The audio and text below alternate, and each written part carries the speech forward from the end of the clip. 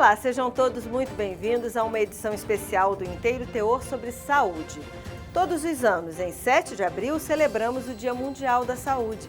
A ideia de comemorar a data é conscientizar as pessoas da importância da promoção da saúde física e mental e da prevenção de doenças.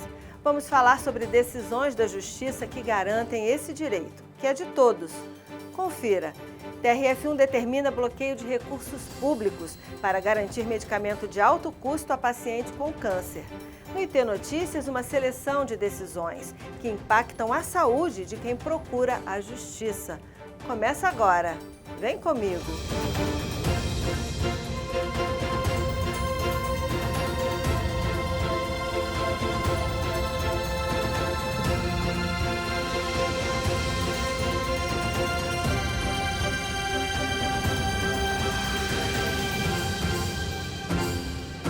No Brasil, a saúde é um direito fundamental garantido pela Constituição de 1988 como um dever do Estado e direito de todos, que deve ser assegurado por meio de políticas públicas, sociais e econômicas. Mas como nem sempre é assim, a Justiça muitas vezes precisa intervir para garantir tratamentos e medicamentos. Uma história assim foi contada aqui no Inteiro Teor no início de 2026. E a gente relembra agora a reportagem de William Nascimento, que abordou a decisão da Justiça Federal de bloquear recursos públicos para garantir o fornecimento de um medicamento de alto custo a um paciente com câncer.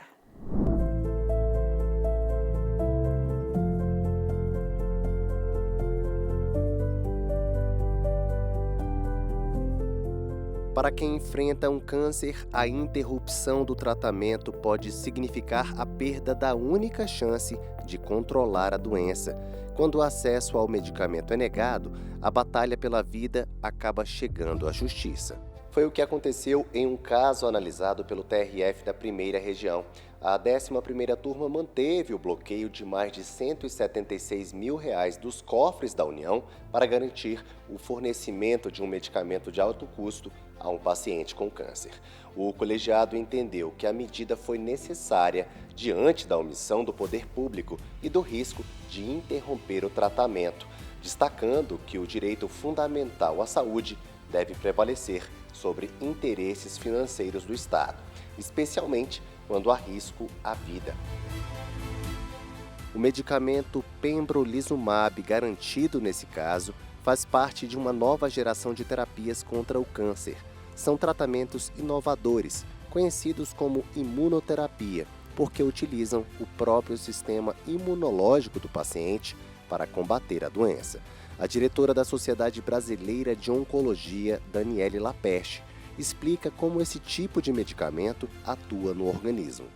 Inicialmente, o que a gente tem como tratamento básico para diversos tumores é a quimioterapia, que é um medicamento que age dentro da célula, destruindo algum mecanismo biológico daquela célula, ou fragmento do DNA, e isso leva a célula à morte.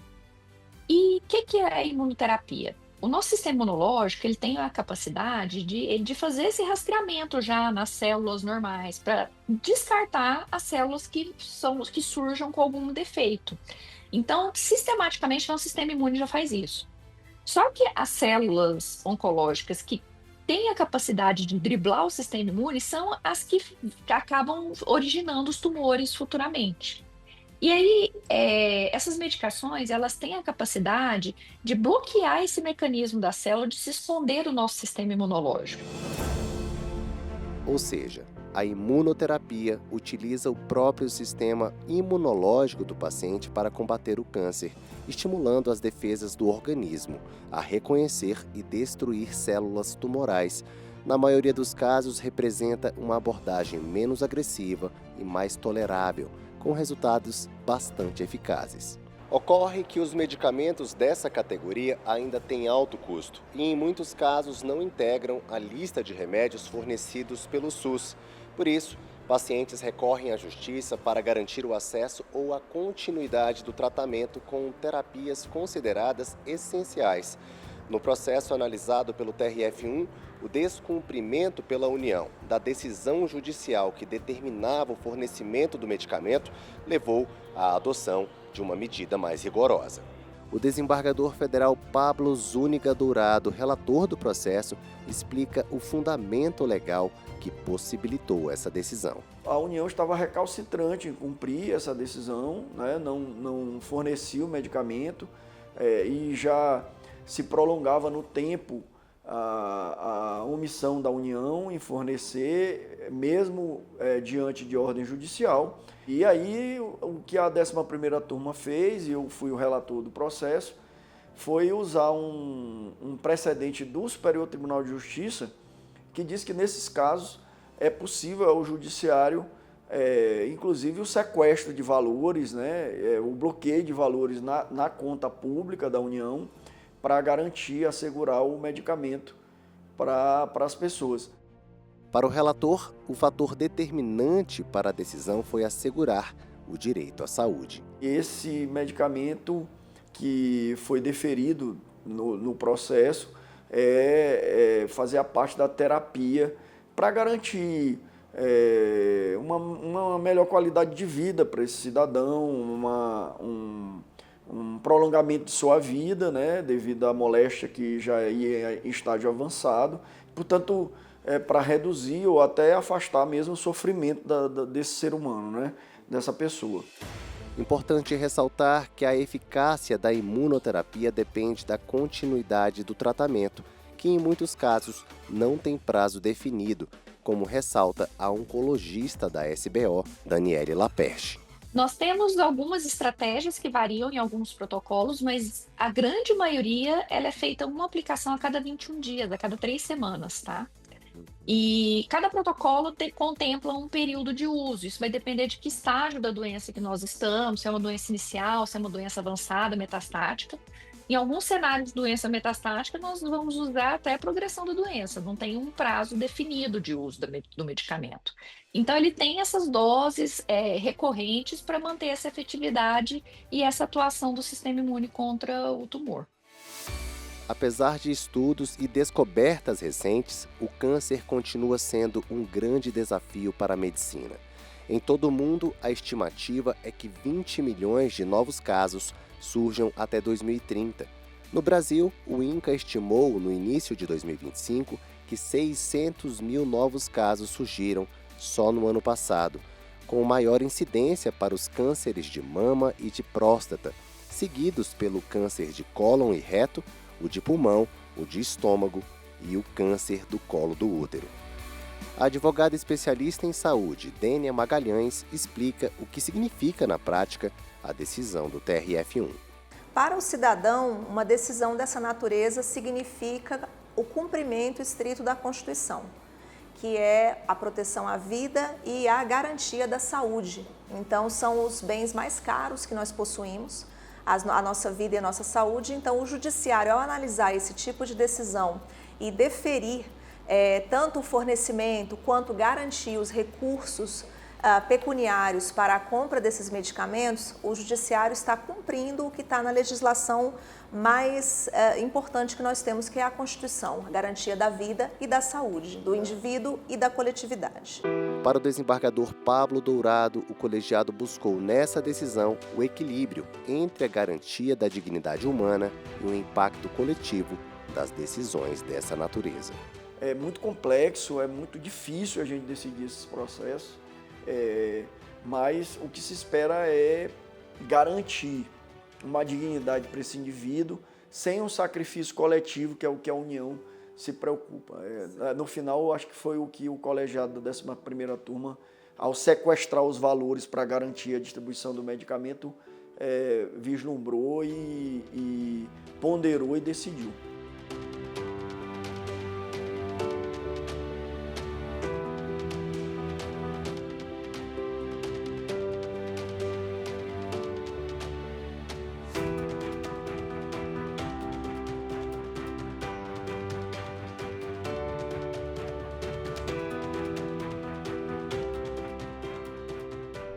Este ano, o tema do Dia Mundial da Saúde é Ação Global pela Cobertura Universal de Saúde, focado em garantir que todos tenham acesso a serviços essenciais de saúde com qualidade, incluindo prevenção e tratamento.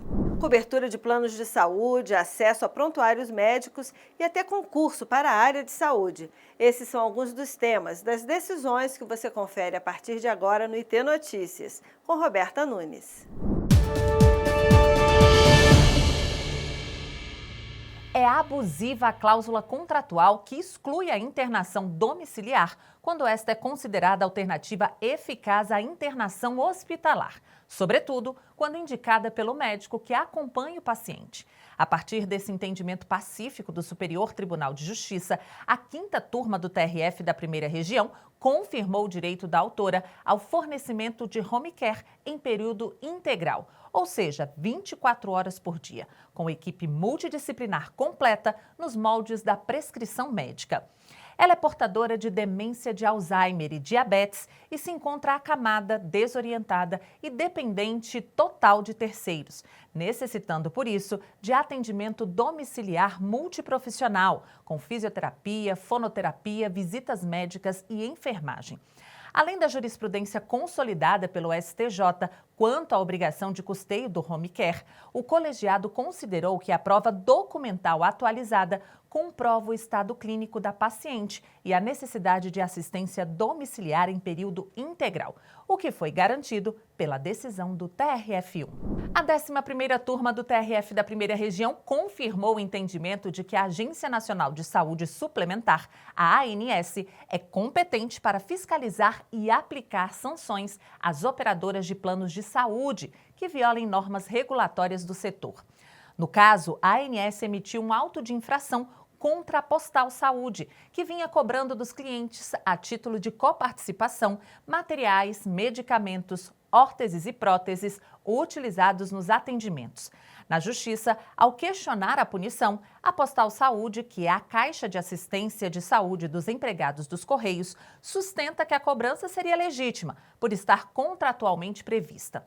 Mas a ANS defende que tal prática é expressamente vedada pela Resolução número 8 de 1998 do Conselho Nacional de Saúde Suplementar, o CONSO, que normatiza o setor. No TRF1, o relator desembargador Pablo Zúñiga Dourado considerou que a cobrança de coparticipação sobre itens que não integram o conceito técnico de procedimento não apenas viola o regime regulatório do setor, mas compromete a confiança e a boa-fé que devem orientar a relação contratual no âmbito da saúde suplementar, o que justifica a atuação corretiva da agência reguladora. Ainda para o magistrado, a resolução número 8 do CONSO possui natureza normativa válida por ter sido expedida no exercício regular do poder regulamentar da ANS, que é competente para editar normas regulatórias e fiscalizar a observância desse regramento pelas operadoras. Sendo assim, por não identificar qualquer irregularidade na atuação da ANS, foi confirmada a legalidade do auto de infração questionado pelo Postal Saúde. O TRF da Primeira Região já definiu que somente será admitido o acesso a informações contidas em prontuários médicos mediante autorização judicial ou consentimento do paciente. E foi com base nesse entendimento que a 13ª turma decidiu que o Hospital do Coração do Pará tem o direito de impedir o acesso do COREM, o Conselho Regional de Enfermagem do Pará, aos prontuários médicos dos pacientes. A decisão foi dada em um processo em que o COREM questionou restrições impostas pela instituição no momento em que o Conselho cumpria seu papel fiscalizatório.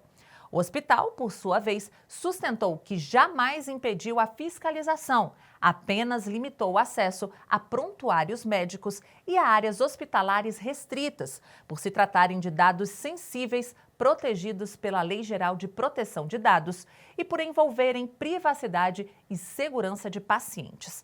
No tribunal, apesar de reconhecer que a competência dos conselhos regionais de enfermagem para disciplinar e fiscalizar o exercício profissional abrange o poder-dever de inspecionar estabelecimentos de saúde, o relator desembargador federal Pedro Braga Filho, destacou que o exercício desse poder de polícia encontra limite nos direitos fundamentais à intimidade e à privacidade e no sigilo profissional médico, que protege o paciente, segundo o magistrado. Embora seja legítimo o poder de fiscalização conferido ao Corém, o acesso direto e restrito a prontuários médicos não é juridicamente admissível. Na hipótese, caso o Conselho entenda necessária consulta a documentos dessa natureza, deverá submeter o pedido à apreciação judicial, demonstrando a pertinência entre as informações pretendidas e o objeto da fiscalização. Ficou fixado ainda que o alcance da fiscalização deve se limitar aos ambientes em que efetivamente se desenvolvam atividades de enfermagem. E, nesse caso, deve ocorrer de forma supervisionada e com observância das normas sanitárias e de biossegurança previstas pela Anvisa. O TRF da Primeira Região manteve a sentença que reconheceu o direito de uma dentista brasileira à isenção de tributos sobre equipamentos odontológicos trazidos do exterior. A União recorreu ao TRF1, argumentando que deveria ser aplicado aos bens o regime comum de importação com cobrança integral de impostos, já que são destinados à atividade empresarial.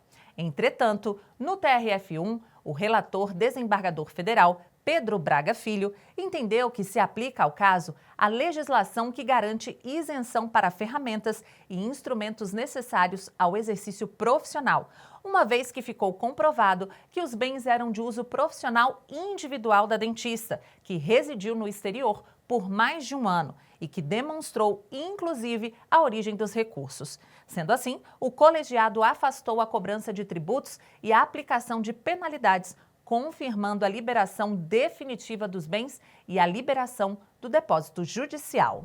No âmbito do concurso da Empresa Brasileira de Serviços Hospitalares, a EBSER, a 11ª turma do TRF da Primeira Região confirmou a anulação do ato administrativo que desconsiderou a experiência profissional de uma candidata.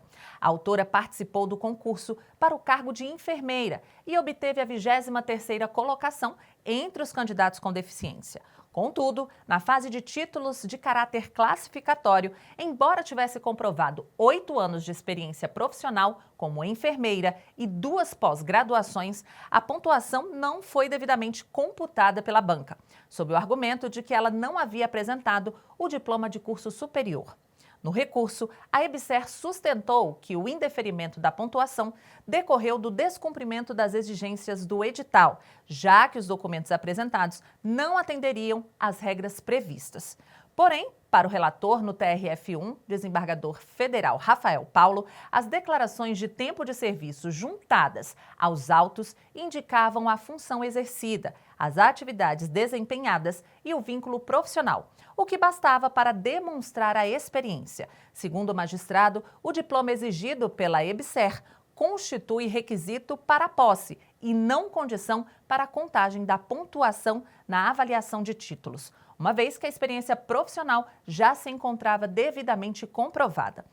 Ao acompanhar o relator, o colegiado concluiu que a banca adotou formalismo excessivo ao desconsiderar documentos aptos a comprovar o exercício da atividade. Com a decisão, foram garantidas a ela a pontuação na avaliação de títulos e a reclassificação.